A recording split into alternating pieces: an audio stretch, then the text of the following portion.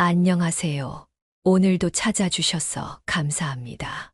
오늘은 대전광역시 서구에 거주 중인 한현수 할아버지가 보내주신 사연입니다.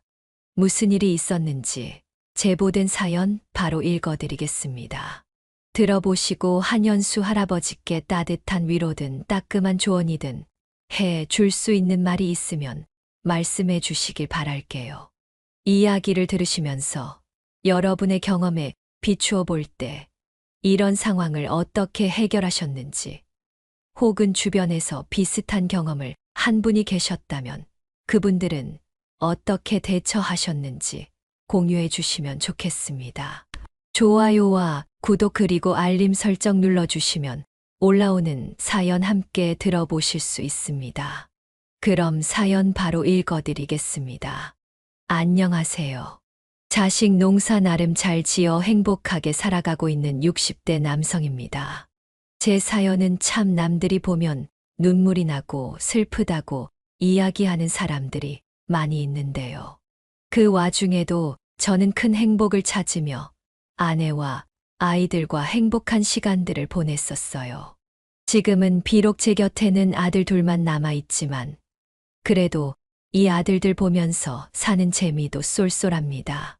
그리고 지금 이 재미를 느끼기까지 우여곡절이 많았는데 그 이야기를 한번 해보겠습니다. 저는 일찍이 결혼해 자식을 3명이나 낳았습니다. 아들 둘에 딸 하나면 자식 아주 잘 나온 편이죠. 하지만 거기에는 하나의 사연이 껴 있습니다. 바로 우리 막내딸이 자폐 증상이 있는 아이였다는 건데요. 이 아이로 인해서 우리 마누라가 고생을 많이 했어요. 저는 3살 어린 여자한테 첫눈에 반해 1년에 따라다니다가 결혼을 하자고 했고, 나름 유복하진 않지만 그래도 방 2칸짜리 집에서 신혼살림을 시작해서 행복한 결혼 생활을 했죠. 우리 아내는 착하고 순한 사람이었습니다. 그래서 막내딸을 낳고 자폐 증상이 있다는 걸 알았을 때도 힘들어 하긴 했지만 금방 털고 이 아이를 어떻게든 잘 키워보겠다며 짜증 한 번 안 내고 노력한 사람이었죠. 근데 이 아이가 속을 많이 썩였어요. 어릴 때는 한번 오빠들하고 놀고 있으라고 했는데 첫째가 볼 때 막내가 장난감을 위험하게 가지고 놀길래 그러지 말라고 했더니 글쎄 첫째 머리를 장난감으로 내려쳐 버린 겁니다. 거기에서 깜짝 놀라 달려갔지만 이미 머리에서는 피가 나고 있었고 결국 그날 병원을 가서 20바늘을 꿰맸네요. 아직도 그 상처가 남아 있어 우리 첫째한테는 미안할 따름이에요. 그것뿐만이 아닙니다. 워낙에 이 아이는 자폐성이 강하고 폭력성이 있는 애라서 조그만 마음에 안 들면 주변을 깨물거나 본인을 많이 깨물었어요. 그리고 그 최대 피해자가 바로 제 마누라였죠. 지 엄마를 그렇게 꼬집고 깨물어대서 제 마누라 몸에는 멍이 없는 날이 없었습니다. 몸이 성할 날이 없었죠. 그렇게 힘들게 하던 아이를 23살까지 열심히 키웠는데 결국에는 일찍 죽고 말았습니다. 저는 우리 아이를 보면서 자폐아가 그렇게 평균 수명이 짧은지 처음 알았네요. 30대를 못 넘기고 죽는 자폐아들이 많다고 하더군요. 그래도 아내와 저는 항상 우리 아이만큼은 잘 넘겨보자 했는데 결국에는 30을 못 넘겼고 23살의 예쁜 나이에 죽고 말았어요. 그때 우리 아내가 많이 상심을 했습니다. 힘들게 하는 딸이 없으면 좀 나을 줄 알았는데 오히려 아내는 더 많이 힘들어 하더라고요. 결국에는 우리 아내도 아이가 죽고 난 후 2년 뒤에 병으로 세상을 떠나고 말았어요. 참 그때 심정이란 지금도 비통합니다. 이제는 행복하게 해주고 웃게 해주고 싶었던 아내가 사라지니 마음이 참 허탄하더라고요. 우리 아들들이 옆에서 많이 위로해주긴 했지만 그걸로는 제 마음이 다 채워지지가 않았어요. 그때 우리 첫째 아들이 저한테 와서 이렇게 이야기를 했죠. 아빠, 많이 힘들죠? 우리 아빠 평생 우리 때문에, 막내 때문에 힘들어 했는데 이제야 겨우 엄마랑 큰 짐 덜고 행복하게 사시나 했는데 엄마마저 일찍 가버렸어. 이제 앞으로는 우리가 잘할게요. 둘째랑 내가 아빠한테 평생 효도하며 살 테니까 기운 내세요. 그래, 고맙다. 너밖에 없구나. 나한테는 이제 남은 거 너희 둘뿐이야. 그러니 얘들아, 우리 정말 잘 살아보자. 나도 잘할게. 너희들 엄마 빈자리 느껴지지 않게 나도 열심히 살 거야. 그러니까 걱정하지 마. 저와 큰아들은 그렇게 대화를 하며 서로 부둥켜 안고 울었네요. 사실 오늘 사연의 이야기는 우리 첫째와 큰 연관이 있습니다. 우리 첫째가 아니었으면 평생 아픔으로 지녔을 저만의 고통을 통쾌하게 해결한 사연이니까요. 우리 첫째는 어릴 때부터 엄마를 닮아 참 착했어요. 남들만큼 많이 해주는 것도 없는데 때를 써본 적도 없었고 동생들을 잘 데리고 노는 착한 오빠이자 형이었죠. 게다가 공부도 열심히 했습니다. 막내한테 들어가는 돈이 많았기에 첫째나 둘째는 학원도 제대로 못 보냈는데 첫째는 그렇게 공부를 열심히 했어요. 얼마나 열심히 하는지 교과서나 책들이 다 너덜너덜해질 정도였고 그 결과로 학교에서는 전교 1등, 2등을 다투는 상위권 성적의 학생이었습니다. 게다가 얼굴도 잘생겨서 어릴 때부터 인기가 많았어요. 그걸 보면서 부모로서는 얼마나 뿌듯하던지 그런 아들이 어느덧 커서는 대기업으로 입사까지 하니 더 든든한 아들이 되었겠죠. 그런데 이 녀석이 30대 중반이 넘어 결혼할 나이가 됐는데도 결혼할 생각이 없어 보이는 거 아니겠습니까?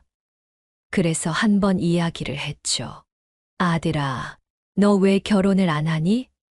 너 정도면 좋은 여자 얼마든지 만날 수 있을 텐데 말이야. 저는 아직 결혼 생각 없어요. 그냥 일이 재밌어요. 아빠, 결혼은 천천히 생각해 볼게요. 근데 이렇게 말하던 녀석이 별안간 1년이 좀 넘은 시점에 갑자기 결혼을 하고 싶은 여자가 생겼다고 하는 겁니다.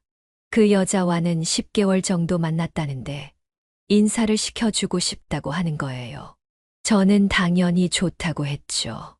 우리 아들이 만나는 여자면 얼마나 괜찮고 좋은 여자일까 싶어서 당장에 만나자고 했습니다. 하지만 저는 그 만남이 악몽이 될 줄은 꿈에도 몰랐네요.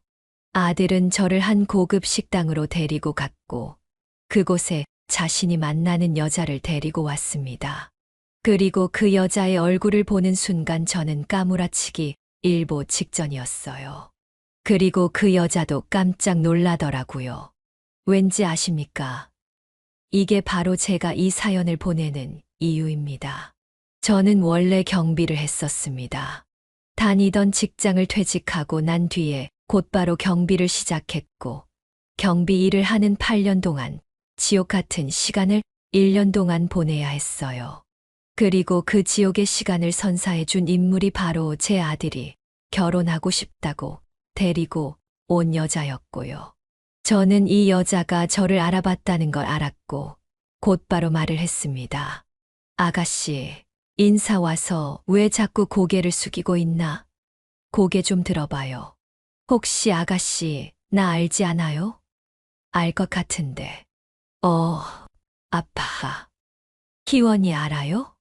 아, 이름이 희원이었나? 희원 아가씨, 우리 입주민님. 나 예전에 일하던 그 아파트의 입주민 아니었나?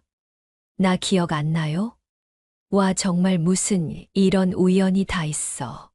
아빠 일하시던 곳에서 희원이가 살았던 거예요? 세상 진짜 좁다. 그러게.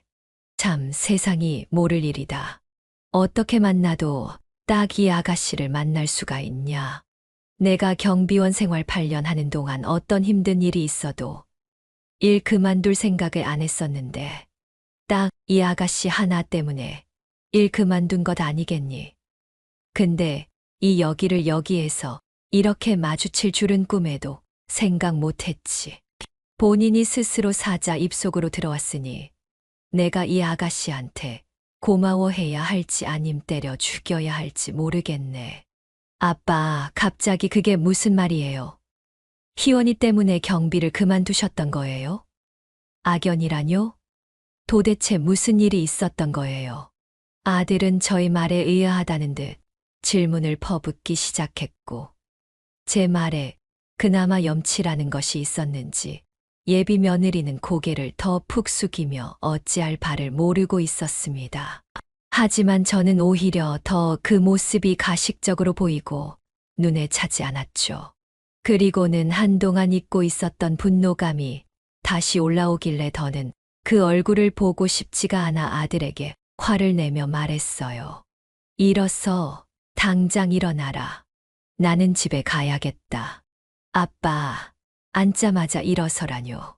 둘이서 대체 무슨 일이 있었던 건지 말씀해 주세요. 아빠가 무슨 오해를 하고 있는 걸 거예요. 희원이하고 한번 다시 이야기 나눠보세요. 오해는 무슨 오해? 됐다. 내 귀한 자식, 이 여자처럼 망나니 같은 여자랑 결혼시킬 수 없다. 너도 포기하고 결혼 생각 접어라. 너 저 여자가 어떤 여자인지는 알고 만나는 거냐? 아주 TV 뉴스에 대문짝만하게 나와도 하등 문제 될 게 없는 인간이야. 저 여자가 아주 무섭고 못된 여자라고. 힘없는 사람 지 밑으로 깔고 보고 그냥 무조건 괴롭히고 무시하고 아나무인의 개념상식이라곤 어디에도 쓸모없는 인간이 바로 저 여자다. 너는 내가 좋은 대학 보내고 그렇게 열심히 키웠으면 사람을 제대로 볼 줄 알아야 할 것 아니야? 어디서 저런 애를 만나서는 여기 데리고 와 데리고 오길. 그것도 결혼하겠다고? 나는 절대로 이 결혼 승낙 못하니까 당장 일어서라. 저는 속에서 나는 열불을 그대로 토해내고는 식당에서 나왔어요. 제가 많이 흥분해서 나오니까 아들도 사태가 생각보다 심각하다는 걸 알고는 그 여자를 먼저 보내고 저를 따라 나왔어요. 저는 그 여자의 얼굴을 보니 다시 경비원으로 일할 당시의 악몽들이 떠오르는 것 같아 집으로 오는 내내 아무 말도 할 수 없었습니다. 제 눈치를 보고 있던 아들놈도 한마디도 하지 않고 집까지 따라오더군요. 집에 들어가자마자 저는 정신을 차리기 위해 주방에서 냉수를 벌컥벌컥 마셨고 그제서야 아들이 와서는 조심스럽게 물었죠. 아빠, 대체 무슨 일인 거예요? 희원이랑 무슨 일이 있으셨길래 이렇게 화를 내세요? 제가 알아야 저도 아빠 말씀대로 결혼을 다시 생각해 볼 거 아니에요. 저는 깊은 한숨을 쉬며 말했어요. 너도 들으면 놀랄 테니 물 한 잔 마시고 들어라. 사실 그동안 내가 경비 일을 그만둔 이유를 너희들한테 말하지 않았어. 너희들 인생 챙기기도 바쁜데 괜히 신경 쓸 일 만들어 주고 싶지 않았거든. 하지만 이번 사건으로 인해서 알려줄 수밖에 없구나. 아들은 물을 마시고는 긴장된 표정으로 제 이야기를 기다렸습니다. 네가 결혼하겠다고 데리고 온 그 여자는 내가 아는 인간 중 최고의 망나니야. 너는 감히 상상할 수도 없을 만큼의 망나니였어. 저는 이렇게 운을 떼며 그동안 그 여자와 저 사이에 있었던 일들을 하나둘 풀어내기 시작했어요. 그 여자는 내가 한 아파트의 경비를 맡아 일을 시작하고 나서 7년 뒤에 그 아파트로 이사를 온 사람이었어. 근데 이 여자는 첫 만남에서부터 나뿐만 아니라 그 아파트에서 함께 일하는 경비원들에게 은근히 반말을 찍찍 내뱉었지. 그 당시의 상황을 떠올리며 말을 이었습니다. 아저씨, 저기 내가 타고 들어온 차 있지. 저거 내 차니까 차량 등록해놔요. 그리고 앞으로 여기에다가 차 키 맡겨 놓을 거니까 내가 들어오면 바로바로 파킹하고 우리 집 아파트 입구 있지. 거기가 딱 내가 원하는 자리니까 매일 저기에다가 파킹해놔요. 그리고 그 자리는 아무도 못 건드리게 하고. 저는 그때의 황당한 기분을 그대로 전했습니다. 예, 아니, 그건 불가능해요. 어떻게 아가씨 차 된다고 저 자리를 매번 빼놔요. 그건 안 됩니다. 그리고 본인 차는 본인이 알아서 해야지. 그걸 왜 우리한테 하라고 합니까? 차량 등록을 해 놓을 테니 본인이 직접 차 대고 필요할 때마다 차 빼가고 하세요. 처음 본 순간부터 반말하는 것에도 놀랐지만 뒤이어 나오는 말들은 정말 어처구니가 없었어요. 그때도 한창 갑질에 대해서 TV에서 많이 나오고 있던 때였는데 정말로 내 눈앞에 갑질을 하는 여자가 나타난 셈이라 어이가 없었어. 하지만 그 요구들을 내가 들어줄 이유가 없었기에 똑부러지게 이야기를 했지. 뭐라고 하셨는데요? 그 여자는 이렇게 말하더구나. 뭐야, 그래서 지금 내가 말한 거 하나도 못하겠다는 거예요? 이 아저씨, 세상 무서운 줄 모르네. 아저씨, 이런 고급 아파트에서 부자들 돈 받고 경비원으로 일하고 있음 자기 위치 파악을 제대로 하셔야지. 아무리 경비라도 아가씨가 요구하는 건 들어줄 만한 수준이 아니네요. 그러니까 본인이 알아서 하세요. 그리고 여기에서 그 어떤 입주민들도 여기 와서 이렇게 상식 없는 욕은 한 적이 없습니다. 저는 그 요구 들어줄 수 없으니 아가씨 차는 본인이 알아서 해결하세요. 등록은 해 놓을 테니까. 아, 그렇게 나오시겠다.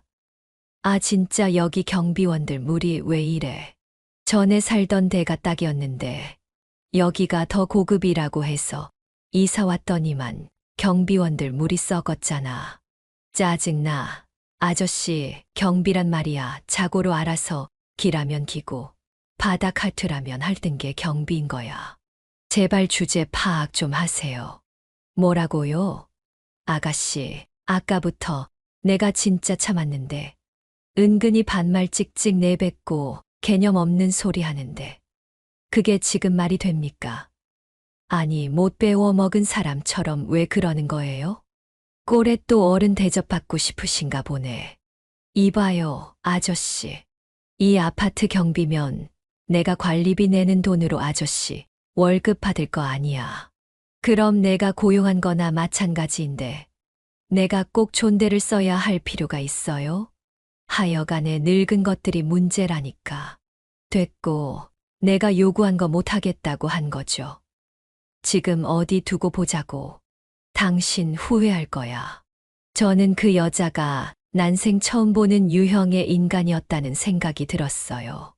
다짜고짜 자신의 전용 주차구역을 맡아 놓으라고 하더니 매번 그곳에 자신의 차를 주차시키고 대기시키라는 요구한 것을 들어주지 않았더니 급기야는 두고 보란 이야기를 하더군요.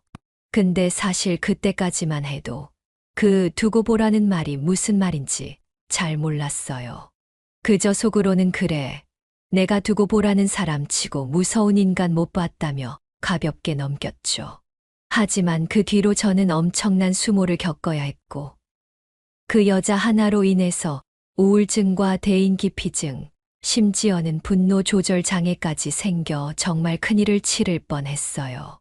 그래서 이대로 가다가 내 손으로 남의 인생도 모자라서 내 인생까지 박살 나겠구나 싶어서 경비 일을 그만두게 된 거였습니다. 희원이가 정말 그렇게까지 했다고요? 그 여자는 그날부터 정말 무섭게 변하기 시작했어요. 첫날 저에게 한 행동은 갑질축에도 끼지 못할 만큼 이상한 행동들을 해대더군요. 처음에는 아주 참을 수 없는 진상짓을 하는 걸 시작했지. 이 여자는 술을 자주 마셨는데 내가 야간 경비를 하는 날이면 꼭 술을 먹고 돌아와 경비실 앞에다가 끔찍한 짓을 벌여 놓았어. 그건 바로 오바이트를 해놓는 것이었죠. 그게 저랑 한바탕 하고 난 첫날 이후 얼마 안 된 때였어요. 교대로 근무를 하기 때문에 야간조에 들어가 있는 날이면 경비실 안에서 잠을 자고 새벽에 일찍 일어나 아파트를 한번 돌아보기 위해 경비실을 나섰는데 그날은 한 발을 내딛는 순간 발밑에 느낌이 이상했어요. 늘 왔다 갔다 하는 곳이었기에 당연히 바닥을 볼 생각은 안 하고 옷을 추려입으며 나가고 있는데 순간 발밑에서 미끌거리는 듯한 느낌이 쎄하게 다가왔죠. 뭐지 싶어서 내려다보니 놀랍게도 그것은 경비 일을 하며 경비실 앞에서는 난생 처음 보는 것이었고 누군가의 오바이트였습니다.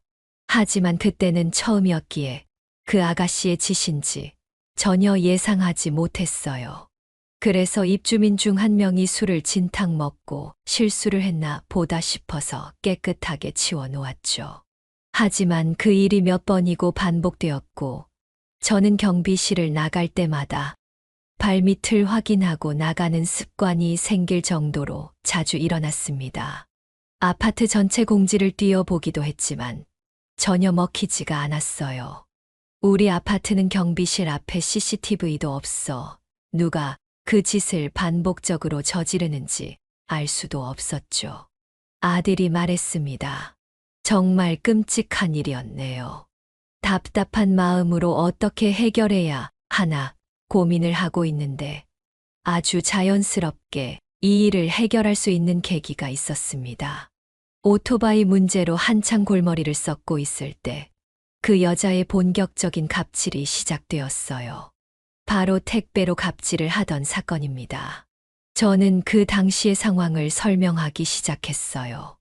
이 여자는 택배를 다른 집보다도 잘 시키고 보냈었는데 문제는 그 택배를 죄다 경비실에다 맡긴다는 거였죠. 그리고는 어이없게도 이런 요구를 하더라고요. 아저씨, 거기 내 택배 와 있죠. 내가 시간이 없어서 못 가니까 그것 좀 우리 집에다가 가져다 줘요. 뭐요? 이번엔 차로 모자라 택배까지 가지고 오라고 시키는 거예요? 아, 택배도 안 된다고. 뭐 이런 데가 다 있어. 입주민이 필요하면 돕는 게 경비 아니에요?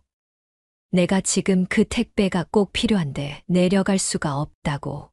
그러니까 좀 가지고 오라는 거 아니에요. 솔직히 말해서 다른 입주민이라면 바로 들어줬을 부탁이었을 겁니다. 그런데 이 여자라서 들어주고 싶지가 않았어요. 지금까지 몇 번 다른 입주민들의 부탁을 들어준 적이 있었기에 충분히 할 수 있는 일이었지만 이 여자한테만큼은 정말 해주고 싶지가 않더라고요.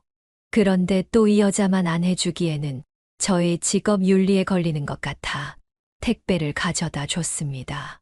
그 뒤로도 몇 번 택배를 가지고 오라고 시키기에 아무 말 않고 가져다 줬었고요. 근데 이게 또 권리로 느껴졌는지 이번에도 말도 안 되는 요구를 하나 하더군요.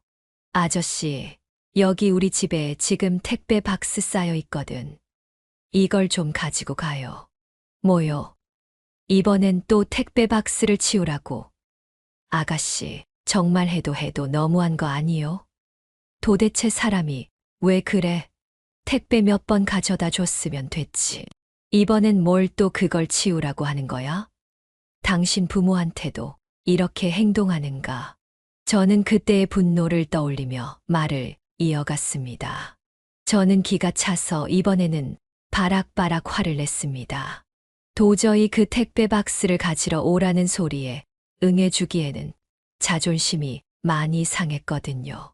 생각해 보십시오. 60대 넘은 사람이 아무리 경비원이라고 해도 20대 여자 집으로 찾아가서 택배 박스 치워주고 있는 게 말이나 되는가요? 나이를 떠나서도 이건 내가 경비원으로서 하지 않아도 될 일이라는 생각에 이때는 못하겠다고 했습니다. 그랬더니 거기에서 또 골이 났는지 전화를 확 끊어버리더군요. 그 뒤로는 좀 잠잠한 듯 했습니다. 이 여자가 드디어 정신을 좀 차렸나 보다 싶었죠. 택배를 가져다 달란 소리도 택배 박스를 치우란 말도 없이 조용하고 평범하게 지내고 있었어요. 그러다가 또 한 번의 사건이 터지게 됩니다. 이 여자가 오랜만에 경비실에 전화해서는 택배를 가지고 오라고 시키던 날이었어요.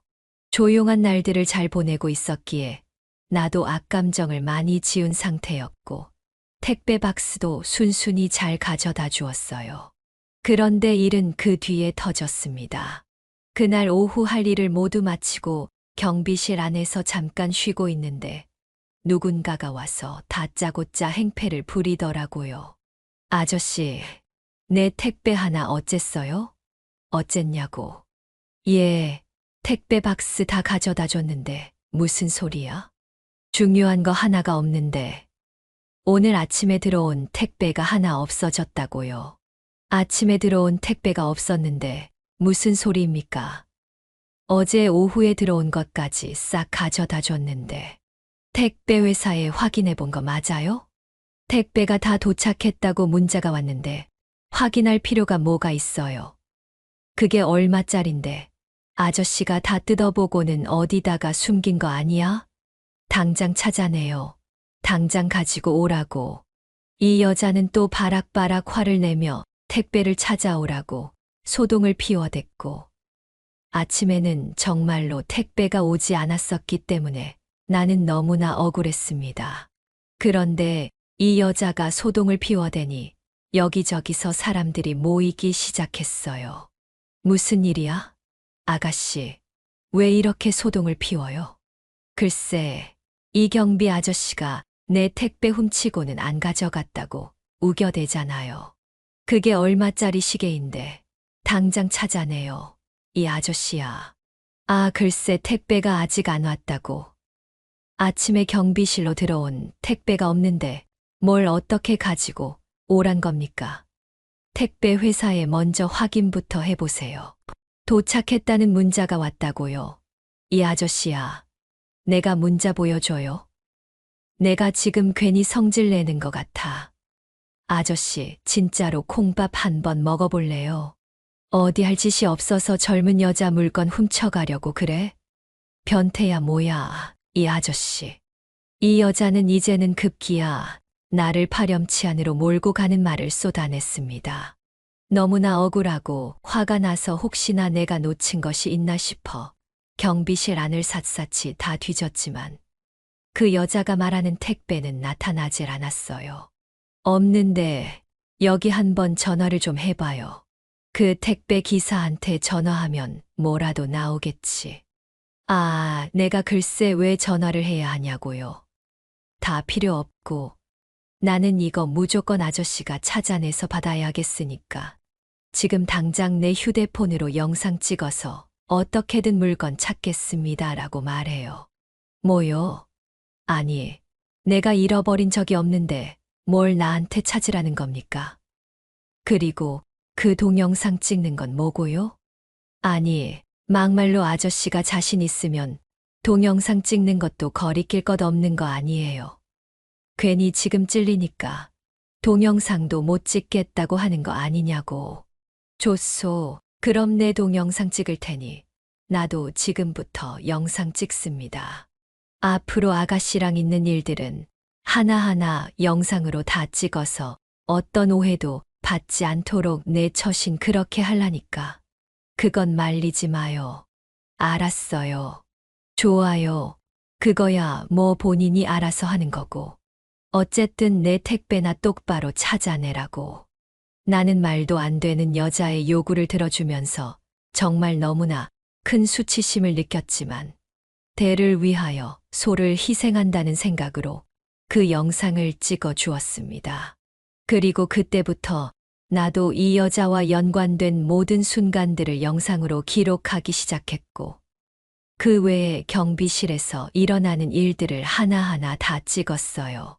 혹여라도 또 생각지도 못한 곳에서 내가 오해받을 일이 생기면 어쩌나 겁이 나기 시작했거든요. 그렇게 낮에 한바탕 소란을 피우고 저녁이 되었는데 갑자기 여자가 와서 저한테 이러는 겁니다. 아저씨, 택배 일은 내가 이번에 딱 한 번만 봐줄게요. 내가 선심 쓸 테니까 앞으로는 일 처리 똑바로 해요. 이게 다 무슨 소린가 싶어서 어이가 없었는데 그래도 어쨌든 택배는 일단락된 건가 싶어서 다행이다 생각이 들었습니다. 그런데 재밌게도 저는 그 다음 날 바로 그 여자가 왜 그랬는지 알 수 있었어요. 어제 아침에 다녀갔던 그 택배 기사가 오늘은 다른 택배를 들고 찾아왔고 경비실에 맡겨야 할 택배들을 옮기면서 저한테 이렇게 이야기를 하더군요. 아저씨, 아니 도대체 1503호 그 여자 뭐예요? 아유, 진짜 제대로 진상짓하던데요. 왜요? 아니, 어제 무슨 일이 있었는데요. 어제 내가 분명히 1513호로 되어 있길래 택배 거기다가 가져다 놨거든요. 그런데 갑자기 전화를 해서는 자기 택배 어쨌냐고 나한테 막 성질을 부리는 거예요. 그래서 도대체 어디길래 그러냐고 물었더니 1503호라고 하길래 나는 1513호로 적혀 있어서 거기로 택배를 보냈다. 이렇게 얘기했더니 나한테 되려 버럭 화를 내는 거예요. 아니 본인이 번호를 잘못 썼으면 본인 잘못이지 왜 나한테 난리를 피우냐고요. 거기다가 경비실에다가 가져다 놓으라고 안 써 있었냐면서 그런 거 확인 전화하는 건 기본 아니냐면서 성질을 내는데 진짜 아우 열받아서 혼났어요. 택배 기사의 말에 의하면 이 여자는 본인의 택배 받을 주소를 잘못 써놓았고 원래는 경비실로 가져다 놓으라는 말도 써야 했는데 그 말도 안 써놓은 듯 했습니다. 그러니 택배는 당연히 잘못된 곳으로 갈 수밖에 없었고 그걸 고스란히 본인 잘못인지도 모르고 저한테 와서 화를 냈던 거였죠. 평소에 왔다 갔다 하면서 커피 한 잔 다 마시며 얘기를 잘하고 지냈던 택배 기사였기에 저한테 이런 스스럼 없는 말을 해줬던 건데 저는 그 덕에 이 모든 사건의 전말을 알 수 있었습니다. 저는 이때다 싶어서 택배 기사가 1503호 이야기를 시작할 때부터 곧바로 동의를 구하고 영상을 찍었고 그 여자의 진상짓을 하나 모아 놓을 수 있었어요. 그리고 또 하나의 결정적인 걸 잡을 수 있었죠. 저는 아무래도 그 오바이트 하는 범인도 좀 잡아야 할 것 같아 동영상을 찍기 시작한 날부터 아들 녀석이 옛날에 사준 카메라가 하나 있었는데 그걸 경비실에다가 놓고는 범인이 나타날 때까지 촬영을 했었어요. 그리고 거기에서 얼마 못 가 범인을 잡을 수 있었습니다. 그렇게 카메라를 설치하고 나서 며칠 후에 또 경비실에서 잠을 자고 밖에 나오는데 오바이트가 있는 거 아니겠어요? 그래서 바로 카메라부터 확인을 했죠. 그랬더니 그 안에서는 놀라운 장면을 볼 수 있었습니다. 그 범인은 다름 아닌 입주 첫날 저에게 와서 진상을 벌였던 그 개념 없는 아가씨였고 이 여자는 오바이트를 하다가도 더 이상 나오지 않으면 본인 손을 찔러서라도 더 심하게 개원했었어요. 첫날 자신의 요구를 들어주지 않자 두고 보라는 말을 하더니 그게 이런 말이었나 싶어서 정말 너무나 큰 충격을 받았고 그 모든 것이 의도적이었다는 사실에 저는 경악을 금할 수가 없더라고요. 저는 이걸 어떻게 해결해야 할까 고민이 많았어요. 그래서 고심을 하다가 일을 어떻게 해야 할까 하다가 직면하기로 했습니다. 그 여자가 아침에 출근할 때 제가 붙잡고 이야기를 했어요. 이봐요, 아가씨. 뭐야, 비켜요. 나 출근하는 거 안 보여요? 잠깐 나랑 얘기 좀 하죠. 뭐래, 저 바쁘거든요. 비켜요. 아침부터 짜증나게 왜 이러는 거야, 진짜. 오늘 새벽에, 그리고 오늘 새벽뿐만 아니라 지금까지 쭉 경비실 앞에다가 오바이트 해놓은 거 아가씨잖아. 당장 저 앞에 있는 거 치우고 가시오. 아, 뭐래니 또, 나 아닌데요. 저게 내가 그랬다는 증거 있어요? 증거. 정말 어디까지 해야 이 여자의 끝이 보일까 싶어서 저는 점점 더 지치기 시작했어요. 그래도 그나마 그 택배 사건 이후로 본인 스스로 민망하고 창피했는지 조용히 있어서 괜찮은 줄 알았는데 알고 보니 이 오바이트로 계속해서 저를 괴롭히고 있던 거였기에 저는 그냥 넘어갈 수가 없었습니다. 그래서 바로 제 카메라 영상을 보여주었죠. 자, 여기. 이래도 발뺌할 건가? 여기 이렇게 증거가 떡하니 있는데 도대체 왜 술 마시고 와서는 여기에다가 오바이트를 합니까? 할 짓이 그렇게 없어요? 전날 이사 와서 다짜고짜 두고 보라고 하더니만 이런 식으로 사람한테 안갚음하고 택배도 원래는 본인이 잘못한 거였으면서 도대체 왜 그러는 거예요? 이 여자는 저의 카메라 영상을 보더니 처음에는 당황하는 듯 했습니다. 하지만 이내 얼굴 표정이 싹 바뀌더니 이렇게 말을 하더라고요.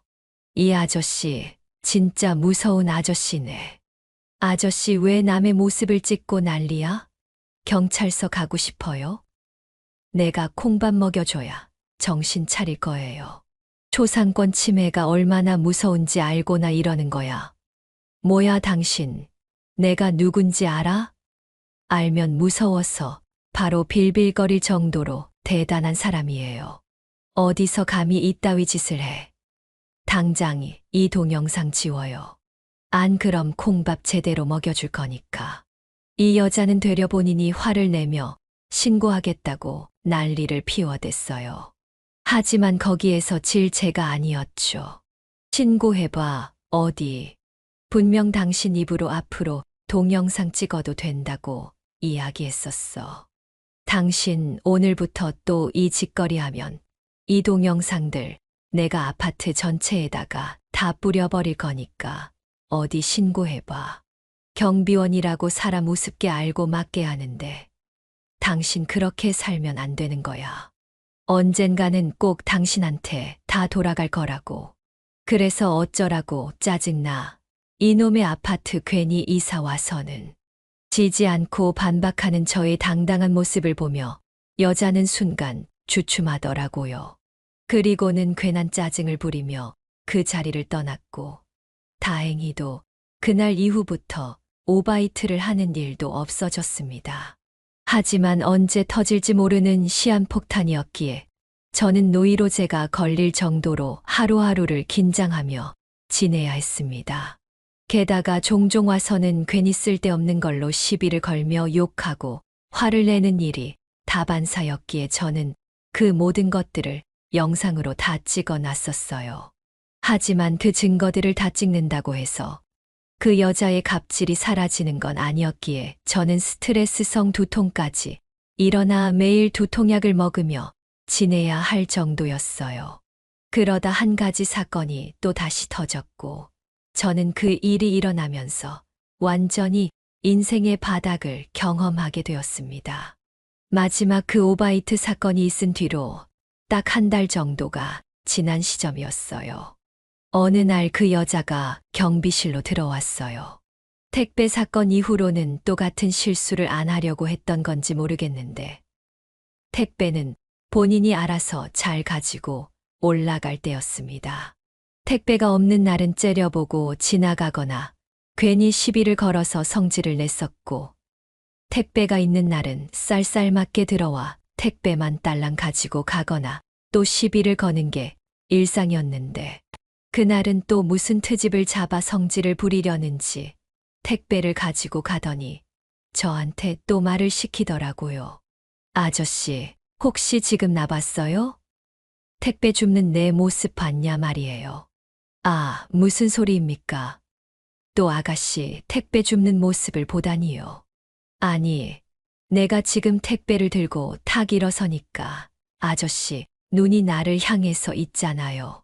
그게 나를 계속 쳐다보고 있었다는 건데 아저씨 변태야?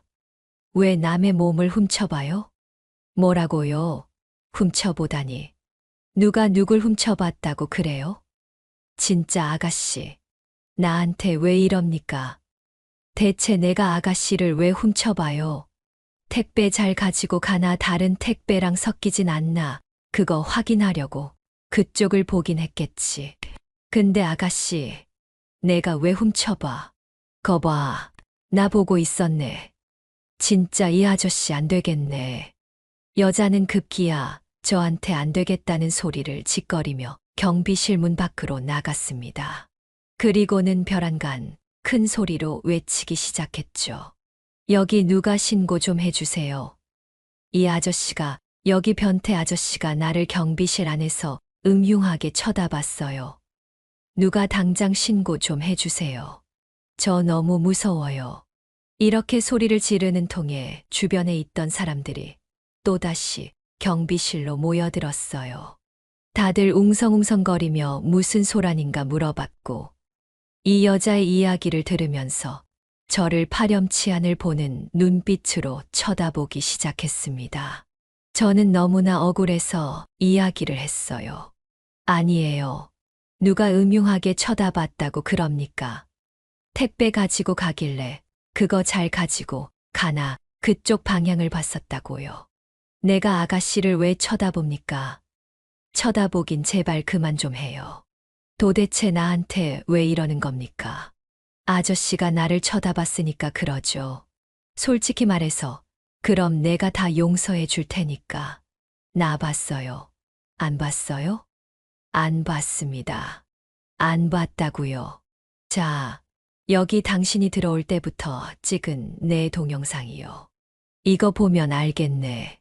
저는 이 여자가 들어올 때부터 찍고 있었던 영상을 바로 함께 확인을 했고, 역시나 제가 그 여자를 쳐다보는 듯한 모습은 어디에도 나와 있지 않았어요. 대신에 제가 쳐다보는 방향이 여자와 함께 있는 택배이긴 했어서 그 여자는 그걸 보고 마구 우겨댔어요. 이봐, 여기 아저씨가 나 보고 있잖아. 이게 어떻게 아가씨를 보고 있는 거야? 좀 똑바로 봐봐요. 나는 모르겠고, 어쨌든 아저씨, 딱 걸렸어. 어디 두고 보자고. 이 여자는 또 두고 보라는 소리를 하며 자리를 떴고, 그 이후로 여기저기 아파트에 제가 이 여자를 훔쳐본 변태라고 소문을 내기 시작했습니다. 그 덕에 사람들은 저만 보이면 수군대기에 바빴고, 결국에는 제가 해명을 하고 주변 경비원들이 같이 목소리를 내줘도 소용이 없었어요. 제가 동영상을 뿌려도 이건 이미지가 파렴치한이 된 상황이었기에 그냥 다 포기하게 되더군요. 저는 이때 우울증과 대인기피증까지 생겨버렸고, 저를 이렇게까지 몰아간 그 여자를 어떻게 해버리고 싶었습니다. 제 속에 저도 몰랐던 극한 분노가 올라오니 이러다 큰일 치르겠다 싶더라고요. 그래서 바로 경비 일을 그만두게 된 거였습니다. 그리고 그 이후부터는 혼자 병원을 다니며 정신약까지 먹으면서 지내고 있었어요. 이 모든 이야기를 아들 녀석에게 해주었고, 아들은 듣는 내내 경악을 금치 못했죠. 아빠, 이게 진짜예요. 그게 진짜 제가 아는 희원이가 한 게 맞아요? 저 믿기지가 않아요. 그래, 이 녀석아. 사람 볼 줄 그렇게 몰라? 저 정말 몰랐어요. 저한테는 정말 좋은 사람이었어요. 순수하고 착하고 모난 부분 없이 맑은 사람이었는데, 제가 진짜 깜빡 속았네요. 아빠, 정말 죄송해요. 아빠가 그 여자한테 그렇게 당한 줄도 모르고. 아빠는 아무 걱정 말고 계세요. 제가 제대로 처리하고 해결할게요. 아들은 제 이야기를 듣더니 아주 굳은 결의를 하면서 저한테 알아서 해결하겠다고 했어요. 저는 평소에 지혜롭고 현명하게 살아온 우리 아들을 잘 알고 있었기에 이번에도 알아서 해결하겠다고 하는 아들의 말을 그대로 믿고 기다렸습니다. 그리고 얼마 후 저는 아들에게서 정말 통쾌한 이야기를 전해드릴 수 있었죠. 아빠, 저 파혼했어요. 그런 여자랑 결혼 생각했다는 거 정말 죄송하게 생각하고 있어요. 제가 진짜 사람 볼 줄 몰랐어요. 그 사람이 실체를 제가 제대로 알았어야 했는데 몰랐어요. 이번에 제가 가서 아빠 대신에 제대로 복수해 주고 왔습니다. 그래, 근데 너까지 감쪽같이 속였으니 네가 알 수가 있었겠냐. 근데 복수를 했다니. 그게 무슨 소리야. 그 여자가 아빠를 도둑으로 몰고 갑질에 갑질을 하고 파렴치한 인간까지 만들었다고 했죠. 그것 제가 다 갚아주고 왔어요. 이제 아빠 두 발 뻗고 주무세요. 아들 녀석은 알 수 없는 이야기를 하며 그 뒤에 그 여자와 있었던 이야기들을 전부 다 해주었습니다. 아들이 설명해준 상황들은 도저히 제가 평소에 알고 있던 어질고 바른 아이가 한 일이라고 믿기지 않을 정도로 충격적이었어요. 먼저 가서 제가 알려준 상황들을 전부 맞냐고 물어봤답니다. 희원 씨, 나 아빠한테 다 듣고 왔어. 정말로 아빠한테 그렇게 한 거 사실이야. 그게 있잖아. 사실이긴 한데. 근데 나 정말 이제는 안 그래. 자기가 나 겪어봐서 알잖아. 나 그런 사람 아니라는 거 당신이 더 잘 알 거잖아. 내가 아버님께 가서 무릎 꿇고 사죄할게. 다시는 안 그럴 거고 예전에도 그렇게 행동했던 거 정말 잘못했다고 빌게. 그게 진짜로 다 사실이었단 말이야? 당신 진짜 구제불능이었네. 그러면서도 뻔뻔하게 어떻게 그렇게 아무렇지도 않게 살 수가 있었던 거야. 진짜 도저히 안 되겠다. 이 결혼 취소야. 다시는 나하고 결혼하겠다는 소리 하는 둥, 나 만나고 싶다는 둥 하지 마. 다시는 내 앞에도 우리 아빠 앞에도 찾아오지 마. 자기 정말 왜 그래? 내가 이렇게 미안하다고 하잖아. 나 다시는 안 그럴 거야. 진짜야. 제발 용서해줘. 제발 나 한 번만 봐서라도 나 좀 용서해줘. 웃기지 마. 우리 아빠한테 그렇게 큰 상처를 줘놓고는 용서해달라고. 그런 뻔뻔한 말이 아직도 나올 수 있다는 게 나는 신기하다. 됐고, 이 결혼도 우리 만났던 것도 다 무효니까 그렇게 알아. 아들 녀석은 매몰차게 그 자리에서 파혼을 선언했고, 다시는 찾아오지도 말라는 소리를 했다고 했습니다. 근데 거기에서 그냥 물러날 여자가 아니었어요. 적어도 내가 아는 여자는 더 뻔뻔하게 나갔을 거라는 생각을 했었는데, 아니나 다를까. 역시나 그 여자는 완전히 스토커처럼 아들을 쫓아다니면서 미안하다고 결혼 안 해주면 죽어버릴 거라고 협박을 했던 모양이더라고요. 급기야는 하도 난리를 피우니 이번에는 자신의 부모님까지 나서서 아들을 설득하려고 나섰다고 했어요. 그때 아들이 이야기해준 그 내용도 정말 놀라울 따름이었죠. 아빠, 제가 끝까지 그 여자를 만나주지 않고 있었는데 그 와중에 그 여자가 하도 난리를 피우니 그 예비 장인어른이었던 상대방 아빠에게서 전화가 왔어요. 자네, 지금 내 딸한테 갑자기 파혼하자고 했다면서. 애가 지금 저 지경으로 망가지고 있는데도 가만히 있는 건 무슨 경우인가? 전에 우리 봤던 그 식당이 있지. 자네가 인사하러 왔을 때 갔던 그 식당으로 7시까지 오게나. 예. 아들은 예비 장인의 부름에 알겠다고 대답을 하고는 그 자리에 나가지 않았다고 했습니다. 그랬더니 당연스럽게 그쪽에서 전화가 왔었겠죠. 그런데 그때 아들의 태도가 상당히 놀라웠어요. 자네, 지금 이게 무슨 경우 없는 짓인가? 내가 분명 7시까지 나오라고 하지 않았나? 1시간이나 지났는데도 왜 안 오는 거야? 저 안 나갈 건데요. 그리고 제가 파혼을 하기 전에 왜 파혼을 생각했는지 따님한테 먼저 물어보십시오. 그거 들으면 절대로 나한테 이렇게 못합니다. 그리고 다시는 전화하지 마세요. 아들 녀석은 그 장인이 될 뻔한 사람에게 거의 갑질하는 식으로 이야기를 했고, 그 예비 장인에게 본인의 이야기를 하지 않은 여자도 어이가 없어서 파혼 이유를 직접 물어보라고 했다고 했어요. 그리고 또 하나 선물을 던져 주었다고 하더군요. 아빠, 갑질 영상 아직도 있죠. 그거 보내주세요. 저는 바로 찾아서 보내줬습니다. 근데 그 영상을 그 상대방 부모에게 보내줬더라고요. 이거 보여주면서 물어보세요. 도대체 왜 파혼당한 거냐고. 그럼 친절하게 알아서 설명해 줄 겁니다. 그리고 다시는 연락하지 마세요.